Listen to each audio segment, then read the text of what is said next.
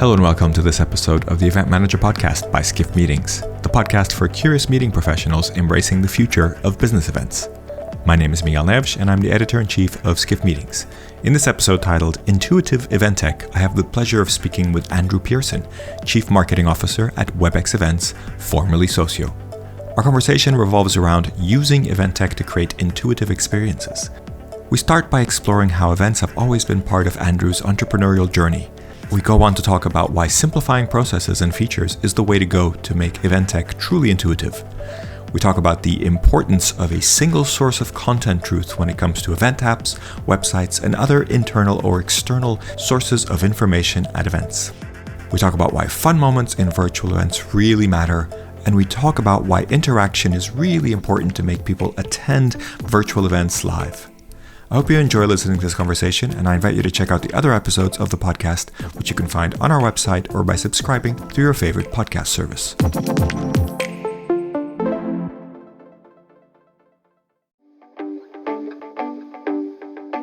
And now for a word from our sponsors, PHL Life Sciences, a division of the Philadelphia Convention and Visitors Bureau. Host your convention or trade show in Philadelphia, one of America's leading life sciences hubs. PHL Life Sciences, the first and only CVB division of its kind, will connect you to the professionals at the forefront of your industry and to a culture you can only find in Philadelphia. A city known for its rich history that's forging a bright future, Philadelphia challenges the expected and defies convention. A world of discovery is waiting. Visit phllife.com to learn more.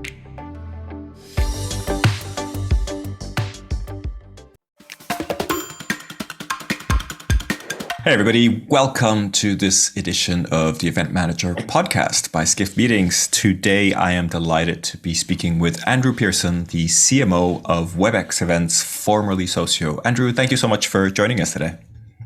Well, thank you, Miguel, for having me. This is a really exciting conversation, hot on the heels of a pretty fantastic event with IMEX out in Las Vegas. And actually for me, literally an hour or two before our huge annual flagship event, WebEx One, kicks off. So you've caught me right in the middle of two incredible moments in the event industry. Excellent. So hopefully we can capture that moment. And I look forward to hearing more about the event and what you're doing around that. So thank you for making time today. I think it's very impressive that you're able to talk to us. So really appreciate that. Wanted to just start by getting you to introduce yourself, really about how you started to connect with the events industry in particular, and take us through to your role today. Start wherever you want to start, but I'm very curious to learn about your journey so far and how it relates to events and meetings.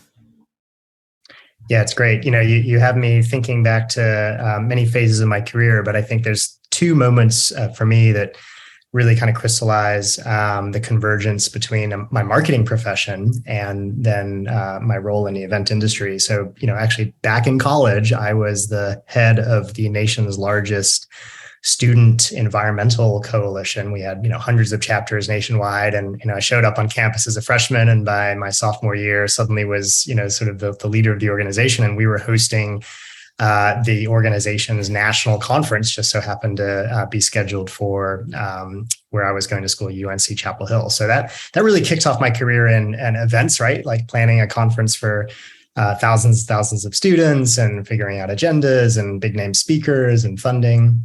But all through that as well, I think I got my introduction to marketing, both in that role, right, trying to convince people not just to show up for your events, but to support the cause or do the action or show up at the activity you have planned.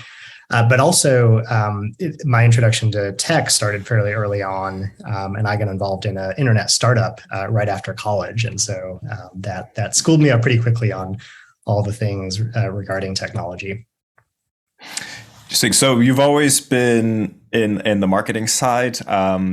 Has there always been a kind of strong event component to the different roles that you've had throughout the years? Because this is your first role, correct me if I'm wrong, but I believe this is your first role kind of in event tech specifically, but there's a lot of roles with marketing in technology. So I'm just wondering if events have always been a part of that. Yeah, for sure. And really from my early days as a marketer, events were such an important tool in my tool belt. I think I've tallied up over 1,000 events that I've been either a host, speaker, exhibitor, or organizer of in my career. And I think what I've realized and what actually got me so excited about the opportunity to join what was then Socio a few years back was that throughout my entire marketing career, events have been one of the most important and impactful tactics, and parts of both building a brand, going to market, getting in touch with, your prospects, your customers, your partners. And also through that, have just a deep appreciation for how much goes into, planning and pulling off a good event, right? As an organizer, as an exhibitor, as a speaker, just all the details matter. And you realize just how important it is to have technology that supports the vision and the mission of the event, as well as the people and the venues and the hardware and all the other components to make something really stand out. Yep. I also saw a lot in your kind of CV and in your background, a lot of entrepreneurial activity. How do you balance that out? Because it sounds like you've had some really big roles with the big companies, but you've also kind of kept your entrepreneurial side going. How does that work? Give us a little insight there. Yeah, so the path of an entrepreneur, I guess, in over the last 20 years, particularly in the tech landscape, is one where you are looking quarter to quarter, month to month to grow as fast but also effectively as you can to really solve a problem that exists in the market, and really get laser focused on delivering value for customers. And I've had the great luxury, I guess, and privilege to get to spend time with 5 or 6 different startups that I've helped grow from the very early days up to often, an acquisition by a larger company, or going public, or mergers or spinoffs. And that, I think, has taught me a lot about the scaling process, right? So how you grow from sort of the seed of an idea into something that is globally used and trusted. So it's exciting to get to be part of that in the event industry specifically. But I will say, one of my, personal mantras around entrepreneurship is that, you're not just growing, a business, you're growing a product and you're growing a community. And the most successful startups become, truly homes for a lot of people who are gathering together to use that technology or that service, but also help each other get better, through that process and through that community that you're helping to create.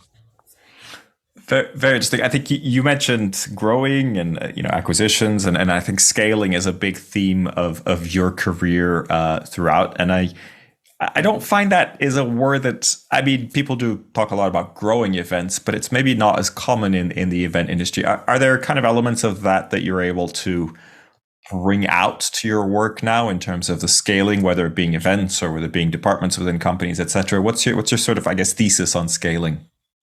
Yeah, and I think for our audience, right, maybe a way to position this is think about how you would scale your events program. Maybe year one of your big conference, you set a target of 500 registrants and attendees, and you get 1 or 2 big name speakers. It's a full day and a half day on top of that.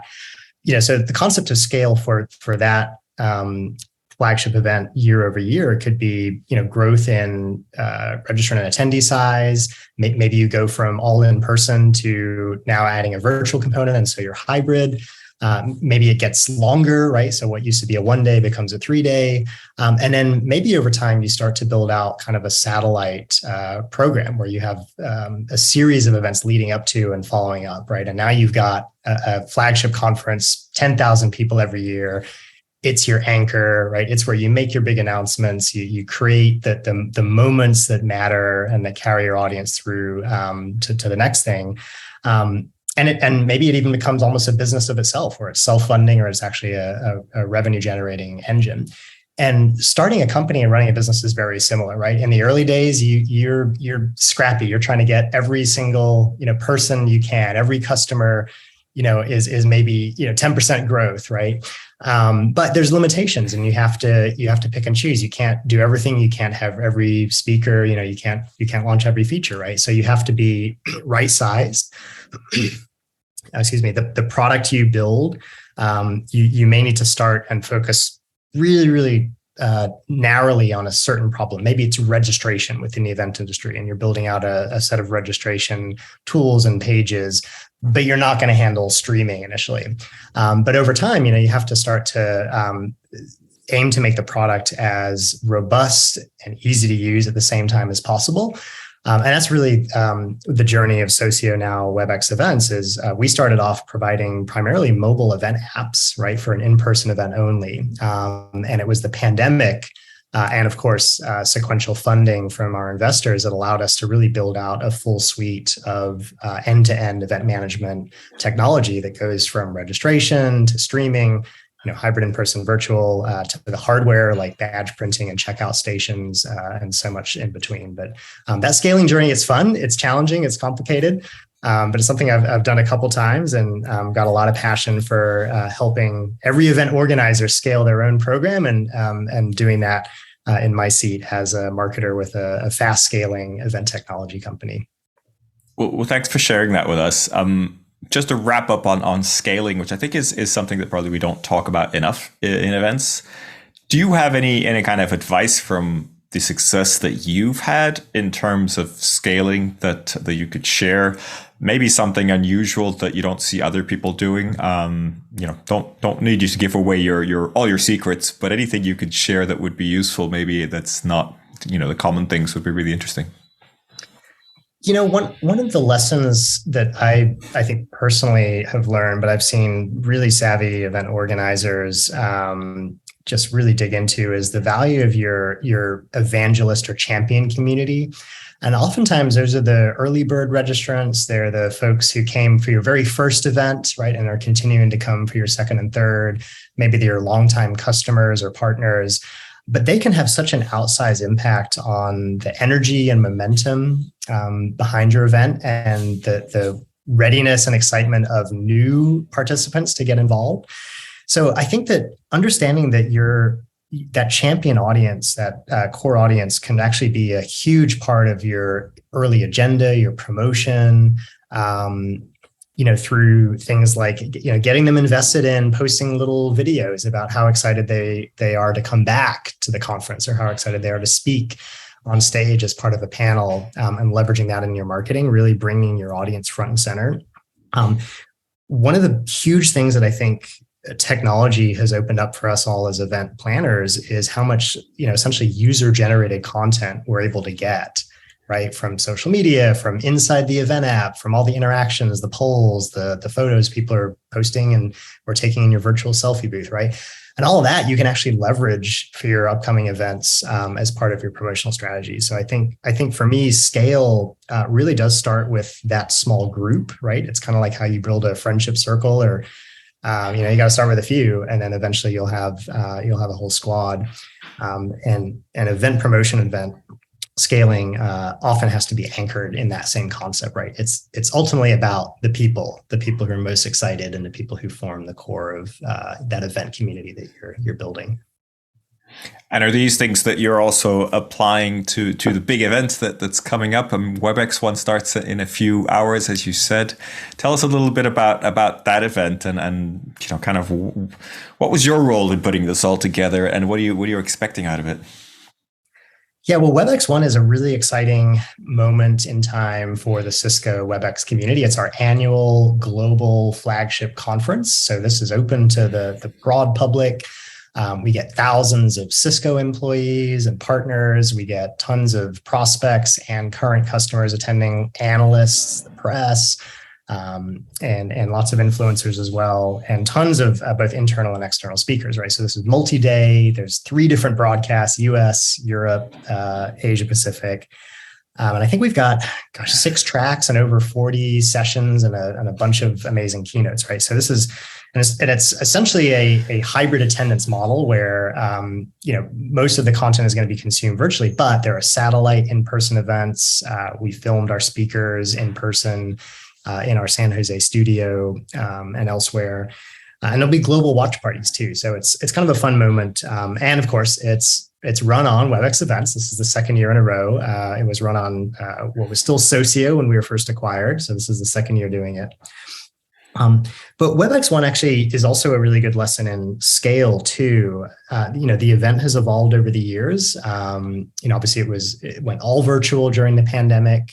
And as things have opened up, we've added some in-person elements, but we are definitely applying that sort of core lesson about the importance of your core community and being the driver of scale. And we're very intentional about opening up registration early on, but through the sales and partner team. So they actually make the first set of initial introductions and invitations out to their kind of core customer and prospect audience. And that's really effective because they're getting one-on-one, right, individual invitations. And then of course the marketing kicks off. But the other thing we're doing is we've extended the amount of time prior to the event that we actually open up access to the virtual venue. And this year was, I think, almost 2 weeks prior. And what this is really fun because it gives people an opportunity to log in, build their profile, start engaging with content, exploring the agenda, of course, but doing really fun things, right? So we've added like a virtual selfie booth. We have a daily jigsaw puzzle that you can solve, and it reveals an image, maybe of a new Cisco or WebEx product or some other really fun theme. You can, participate in pre-event polls, watch some on-demand content, right? So there's all this kind of rich engagement that you can drive people to do pre-event, essentially. And what tends to happen is your champions, right? Your hardcore and most engaged audience members come in and start doing that. And then they start posting those photos on their social media using your hashtag. So in this case, hashtag WebEx1. You'll already see some fun selfies and other insights that people are sharing even pre-event. And that can just help drive a lot of that momentum, right? And of course, we leverage that. We reference that as the marketing picks up. We're really pulling into the spotlight those engagement moments that people are taking in the platform and through social media in advance. And it also helps people see themselves in an event too, because it's actually all about them, right? It's not just come here, read some stuff, right? It's actually participate, be part of a conversation, post on the internal private social wall, and so on. And I think that's a really, really important element of scaling your event is getting people to be part of it even before the big day. Thanks for guiding us through that. A few questions around the event. Is this a hybrid event? Are you calling it a hybrid event, or is it just a virtual event on this occasion? So actually, if you attend and check out my session in the event, we have a really, really kind of fun conversation about the growing and evolving formats for hybrid events. And we're actually kind of thinking that there's really a lot of different ways to be hybrid. And one of those is a hybrid attendance model. So I think there's hybrid attendance, and then there's actually a hybrid format. A fully hybrid event may mean that you've got hundreds or thousands of people showing up physically at a venue, but also, that same or maybe even a larger fully virtual audience, and they're attending from their home.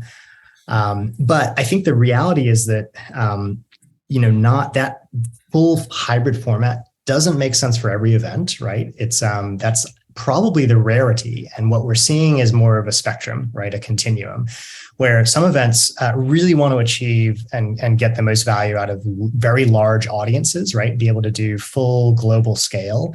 And typically, there's a trade-off.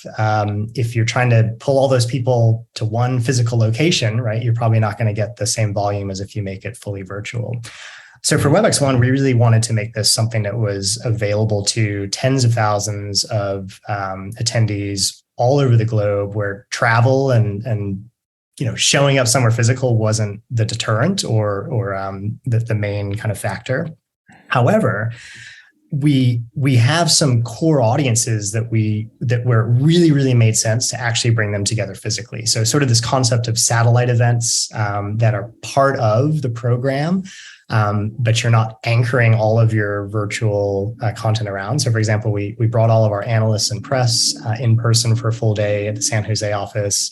We've got a number of trainings. So, for folks that are doing that deep dive, workshop trainings, for example, those can be done in person. and some other experiences. So WebEx One is a hybrid attendance, but not technically a full hybrid event in the truest terms. But it's certainly on the hybrid continuum, and I think it's representative of what we're seeing a lot of large organizations do with their flagship events, even if it's absolutely. Not. And yeah, I'm totally with you. I mean, hybrid is a loaded word. We're using it also to talk about audiences now in terms of hybrid workforces, and Mm-hmm. that also has a big impact. And we're doing a lot of research on that and writing about that.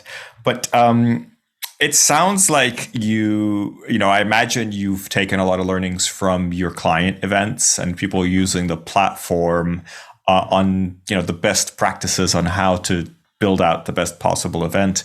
Are there does anything come to mind? Any lessons you've learned from clients or the way people are using the platform that you've been able to apply to this event, or maybe you weren't able to, but are kind of surprising learnings that you've found from looking at client events?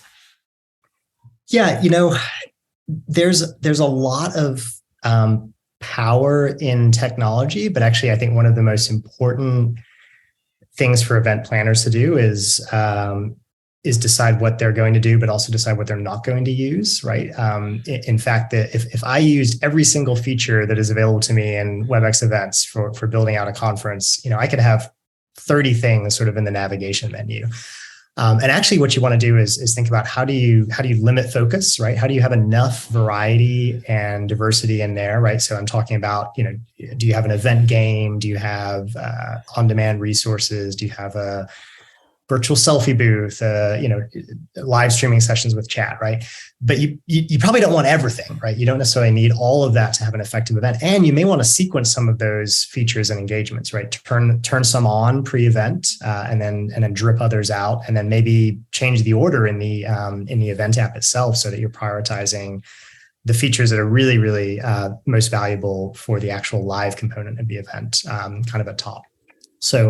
So being crisp and deciding kind of what you add and what you don't, we removed a few things from WebEx One last year to actually tighten up, the feature set, but we added a few new fun elements, right? We've got a whole fun stuff feature that has a selfie booth and a jigsaw puzzle, and lots of other fun engagement opportunities. So balancing that out with the really hardcore meaty content from your agenda, I think is pretty important. And Miguel, I think the last thing though is ultimately the actual experience of watching a session. Event planners really want to think about the quality of the speaker, the lighting, the talk track. If you're showing slides, how long are they sitting up there? Are they well designed? Is there music? Are there some intermission moments? Is there B-roll video? Are you launching a poll, right? Kind of at the right time during that session where the audience is suddenly invited to kind of give input or feedback into what the speakers are talking about. And you have some people in there to help moderate the chat and ask, Q&A live, right? I actually think at the end of the day, it's what is happening during that 10, 30, 60-minute period.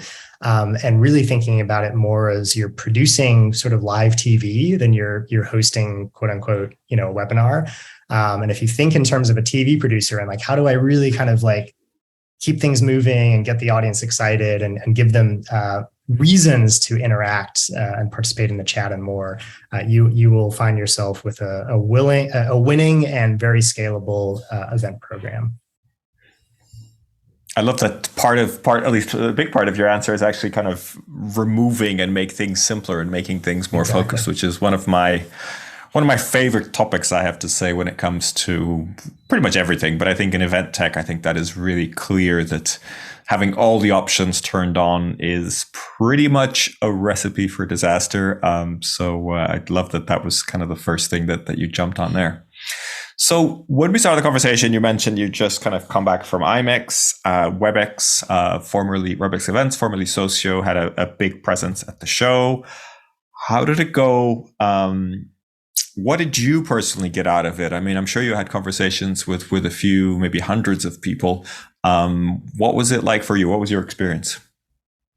Yeah, so IMEX is just such a significant and important event in the event industry. The annual gathering in Las Vegas. This was a fantastic in-person event. This is actually our first time at IMEX in person since I think like 2018, right? Pre-pandemic. So we went big. We had a 20 by 30 booth space, lots of really exciting conversations and hosted buyers coming through to do actual full demos of our product, and a lot of folks who were just there to kind of learn and see what's out there.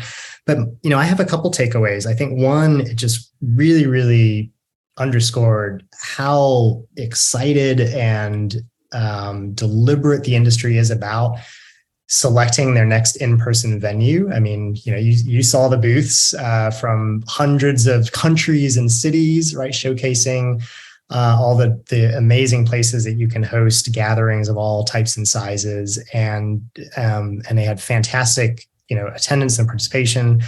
People really being really thoughtful about, the combination of venue and format and technology, I think, is the other standout. They're really thinking about, hey, if I host a destination event, right, and I'm looking at somewhere in the Caribbean and I'm trying to get my audience there for 5 days, but I want it to have as much fun as a vacation, but also meaningful content, right? Like, how does the technology actually support that? How do I make sure that it doesn't feel like, kind of a normal conference app? And I think we're starting to see, this hybrid planning mindset is really interesting, because you have event organizers shopping for the venue, right, the physical space, at the same time as considering technology. And what they're actually doing is thinking about how do I augment my in-person audience's experience with digital elements, or how do I leverage technology to bring in a virtual audience and give them this as much fun as I possibly can, fully virtual, even if my in-person folks are out there having fun in the Caribbean somewhere. So, I think, you had very much my experience in terms of what happened at IMEX and the kind of diverse conversations that are happening as well. Are you ready to celebrate your successes in the world of meetings and events? The Skift Meetings Awards are back for 2024, recognizing the most innovative business events companies across 15 categories, and we want you to be a part of it. Winners will feature on Skift Meetings, sending a clear signal to events professionals around the world that these are partners they can rely on. The final deadline for submissions is June 11th. We encourage you to start your submission today to secure the best entry rates. For more information and to start your submission, head to live.skift.com. So, wanted to talk a little bit about your plans for WebEx events, formerly Socio. It's been a real journey. I think you joined very much when you joined, had you been acquired already? Was that process already in place? So I joined in early 2021, and then we got acquired basically 6 months later in July, and joined the Cisco ecosystem. We renamed as WebEx Events a couple months later, and have been just going through some brand transition. So it's almost been 2 years for me, and it's actually been really, really exciting, because I've been part of acquisitions and exits before. In this case, I was really excited to commit and stay on board with Cisco and keep running and building the WebEx Events marketing organization. But you find that once you're part of such a large global company like Cisco, the scale of resources available it's just, phenomenal when compared to, those early years as a scrappy startup when, raising, $1 million from investors is an absolutely, huge thing. And I think once you end up, with an organization like Cisco, I mean, they're solving global technology challenges at scale with massive engineering teams, and bringing, things like AI powered instantaneous voice translation to market. And that's just one of many things. And actually that was, it's an interesting lead into kind of what we're building and what we're launching. We had long had on our roadmap the desire to solve for closed captions and real-time audio translation as part of the product, right? Make that a native experience. And we were going to have to build or buy or partner to do that. And by joining Cisco, we basically found out that one of Cisco's existing products basically does that. And so we were able to just very quickly integrate with what is within Cisco known as Voicea to power all the closed captions now at no charge, right? Just baked in natively to our streaming product in now 30 plus languages. And then coming soon will actually be the audio component, where imagine you could be sitting in a in-person venue and use your mobile device to plug in your earphones and actually hear the speaker talking a different language than what they're saying on stage. And that's just one example of the kind of scaling dynamics that you can take advantage of when you do land through an acquisition with a really large global organization like Cisco. Just makes everything easier. Sounds exciting. So, I mean, Socio went from an app essentially, right? And then throughout the pandemic, built out the virtual platform side, the kind of pivot that we don't like to use the word P, but sometimes it's easier to describe it that way. And then now kind of integrating with the grander spectrum in Cisco. You also have the Slido acquisition, kind of integrating all that. It's all pretty exciting. Are there other parts of the Cisco technology that you can see either are in the kind of roadmap going forward, or that you can see that would be an easy thing to integrate that you can talk about? Yeah, and I'll talk about both some other existing Cisco products and then some things that we're building ourselves, and that really it's a pretty broad spectrum on our roadmap when you add those two areas together. So you mentioned Slido.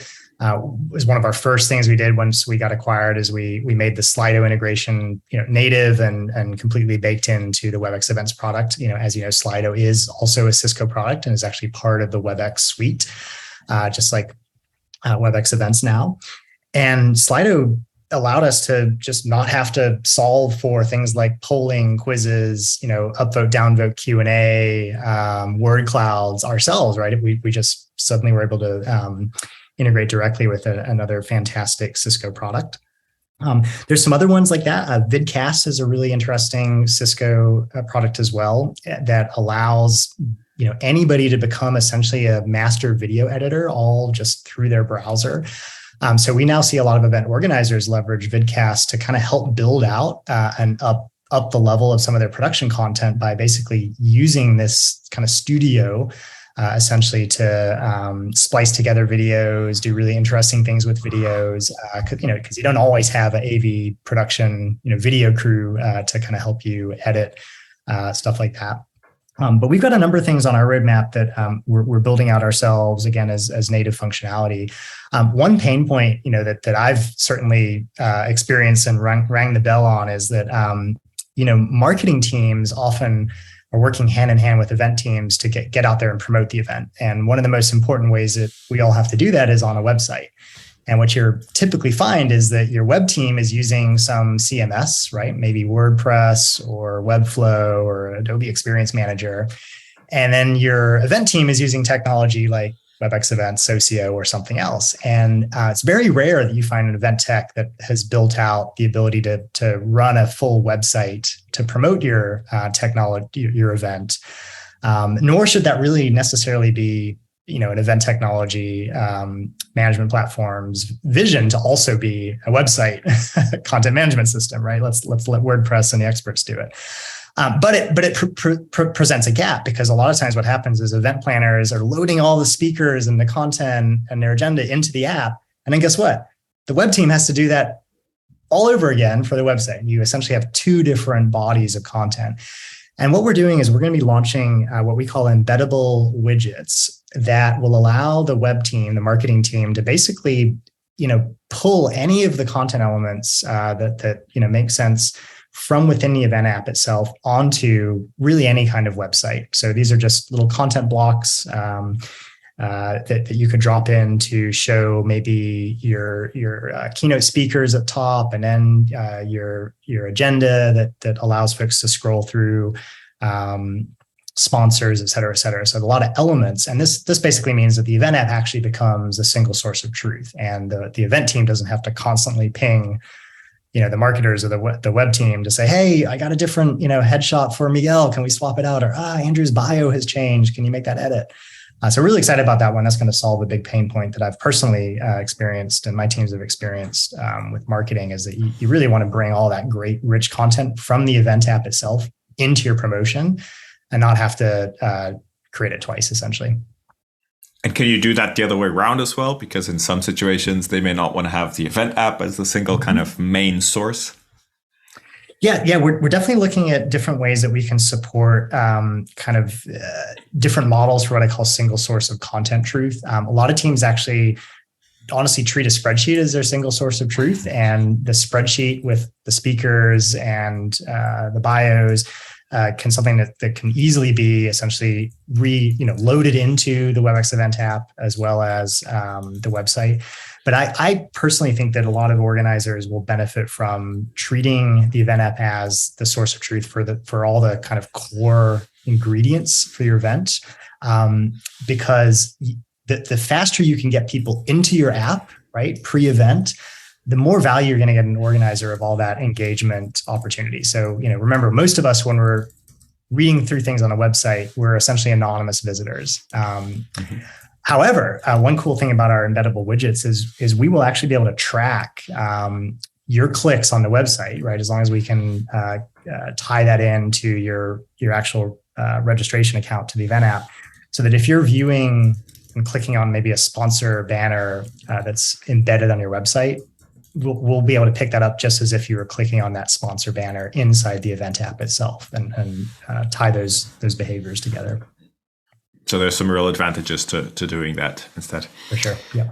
So I know that as you develop these product maps, you're obviously paying attention to what's happening in the market. We're also doing research on Skift meetings. We're talking about more scattered audiences, challenging to get people's attention. Everybody wants engagement. We've talked about these things, and happy if you want to kind of go in that direction. But I'm wondering what trends you're picking up, or what things you're seeing in your data that are maybe a little surprising, and maybe maybe we're wrong. Maybe we're questioning those things as actually that's not happening. This is what's actually happening. Would love to get some insights from the data that you have. Yeah, we're seeing really strong uptake on our closed captions and translation, more so than we thought. I think it's interesting how many events can actually be global or multilingual or have very diverse audiences once you solve for sort of that basic accessibility requirement around translation and language. So that's been a trend that I've been happy to see stronger than I imagined. And are people using it in the way that you're expecting them to? Or are there any kind of surprises there? Like do you get loads of English people just wanting to see captions anyway? It is possible, Miguel. I for one, have definitely turned on both Spanish and French captions because those are two languages I am trying to learn, and so it's a fun way. But I'm not sure if that's the primary use case. I think more so what's happening is organizers are realizing what in the past was potentially a barrier and maybe a hard barrier to solve for, right? Like hiring a translator or using a third party widget to power closed captions, right? Sometimes people just weren't doing it because it was harder, it cost too much money. And I think now, because things like this can essentially just be almost table stakes, and it's allowing organizers to suddenly say, oh, my community actually does have a fairly large Spanish speaking population. Maybe much of that is bilingual, but there's certainly no barrier anymore to turning on and leveraging closed captions and translation throughout the event app. So why don't I promote it as something that has, multilingual audience experience, options? And suddenly what they're seeing is, because they're able to offer that, the types of folks that are able to show up, both domestically or globally, really, really does expand. And I think that's an exciting shift. Certainly inclusivity and accessibility are important themes throughout the event industry, but it really comes down to very specific elements that technology can support, in addition to your philosophy and approach. That sounds like a great kind of addition to everything that you already have in place. So yeah, thank you for taking us through the kind of outline. In terms of the bigger picture, What are you seeing in terms of challenges? Because, these are some of the trends happening. Maybe captioning was a challenge or still is a challenge, but are there any other kind of big challenges out there that you're seeing that would be good for the industry to kind of overcome? I think the biggest challenge that we're all going to face is just all the economic forces that are creating a counter wind to what was a really exciting reopening after the pandemic, right? It almost feels like the event industry is caught in a bit of a pendulum right now, and I'm personally nervous that we are swinging back towards a little bit more budget constrained territory. And what this means, though, for event planners is that we all have to be really deliberate about where we invest the dollars to create these really key moments, right? Maybe it's a big name speaker, or maybe it's a certain experiential element at your in-person venue. But it's likely that you're just not going to have, across the industry, we're not going to have the same dollars to spend, or we have to be really judicious and thoughtful about it. And on the flip side, our attendees, as start getting pressured by inflation and just the rising cost of travel, I think are really going to have to make tough choices about events that they attend, whether they can afford to go in person or have the time to attend virtually. And I say all that, Miguel, to say I think the hybrid options are an increasingly critical part of organizer planning. And we're lucky that there's such a wide spectrum of what it is and means to be hybrid. But I do think we're going to see that crystallizing into kind of like a little bit more of a standard operating procedure. We all know that there's incredible scale and value you can get if you turn what used to be 1,000-person in-person event into maybe one that also has 10,000 virtual attendees. But it's also not easy, right? There's a lot of factors to think about, and it doesn't necessarily make sense for every event. But I do think we're going to see more organizers being very, very savvy about when to use what kind of hybrid model for certain events. I also think that we're seeing people grapple with this, virtual event fatigue and kind of attention span challenges, that we are seeing more and more shorter virtual events, or we're seeing people recognize that if you're going to get people to spend 2 or 3 hours with you, it better have a lot of, kind of fun moments throughout, right? And maybe that's a lot of small 15-minute segments broken up with some really interesting experiential moments. But I think the days of getting a crowd to sit through an hour-long webinar with one speaker or have maybe come to an end, or at least those webinars are getting a whole lot more interesting and exciting. So event organizers have a lot to work through in the coming years. But I do think that the technology and the learnings that we've all got from the pandemic are actually setting ourselves up well to address a world of some potential constraints when it comes to the economy. And just building on that a little bit, in terms of, the economic constraints, recessions, all these things that are probably, beyond the event industry, when clients come to you and say, or your team and say, we don't have as much budget, or we are concerned, or, there's all these kind of restrictions or potential challenges going ahead. How do you respond to that? I mean, is there a kind of, absolutely guaranteed ROI from having a kind of a hybrid strategy? I mean, I imagine there isn't, but how do you kind of say, how do you help them move this issue up the food chain and say, hey, if we invested in this direction, this might actually be helpful in times of uncertainty? Yeah, it's a great question. And we've actually really had to think about that from a standpoint of how we price and package, Miguel. So we do offer a lot of essentially, a la carte, kind of customizable packages that can ensure that you're not buying things that you don't need, right? Like if you're running a fully virtual event, obviously you don't need our on-site badge printing technology. But if you're doing a hybrid event, there's some important considerations. If you have 10,000 total attendees, but only 1,000 of them are in person, you don't want to pay the badge printing registration costs, right, for that technology for your entire 10,000 person audience, right? So you want to be able to pick and choose and have the different components of the tech and the hardware and the services really align to the attendee experience and what you're going to have to invest to make that work. So I do think that we've adjusted kind of how we sell and what we offer. Obviously, our pricing is all attendee based, so it does scale with the size of the event, which is also very beneficial. You're going to pay something different for WebEx events if you're running a 500 person event than if you're planning a 5,000 person event. And those tiers are fairly small, so the step up, right, is not too cumbersome for folks. But I do think, like, from a planner standpoint, it's going to be important to think about how you can get ROI, especially from a hybrid event format when it comes to ticketing versus sponsor and other revenue. We are seeing, it's more common for organizers to charge less for virtual tickets, and sometimes free, but not always.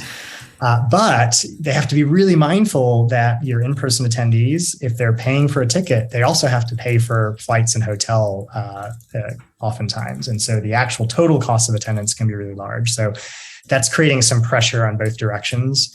But the hybrid technology has actually made it much more likely that you're going to be able to generate and prove ROI to your sponsors. So for event organizers that are able to generate some revenue through sponsorships or exhibits, just know that through a hybrid event, you could get your sponsors, 100 leads at the in-person trade show, but maybe 500 more from all the virtual attendees.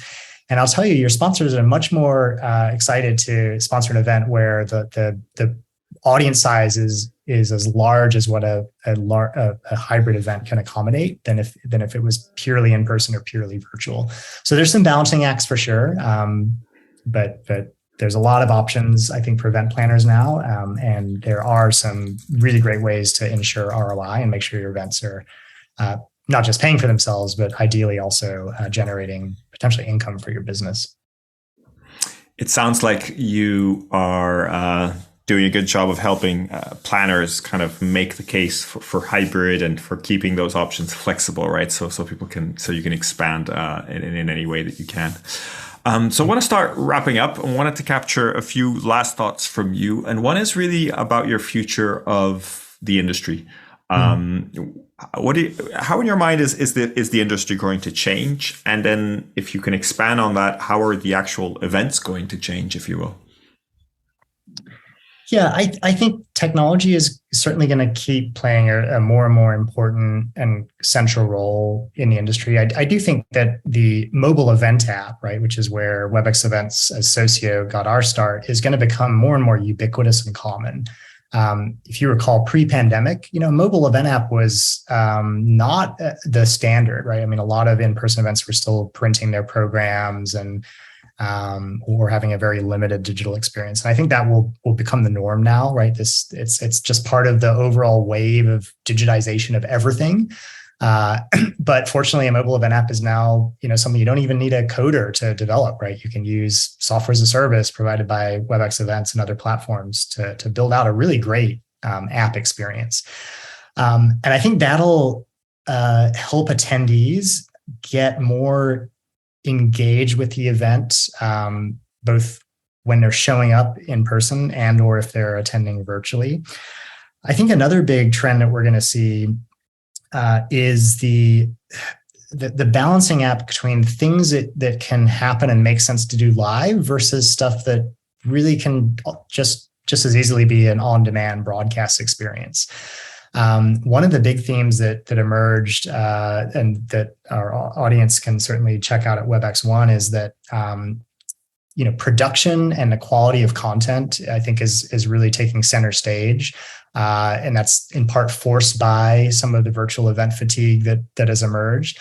But the reality is, if you're whether you're flying people out, right, having people all gather in Las Vegas, or you're asking them to give you a couple hours of their time on their laptop from home, if they're watching something that, at the end of the day just kind of feels like there's really no difference between seeing it live versus just accessing it on demand on your own time, then why are you doing it as an event, right? Why not just post it as a video?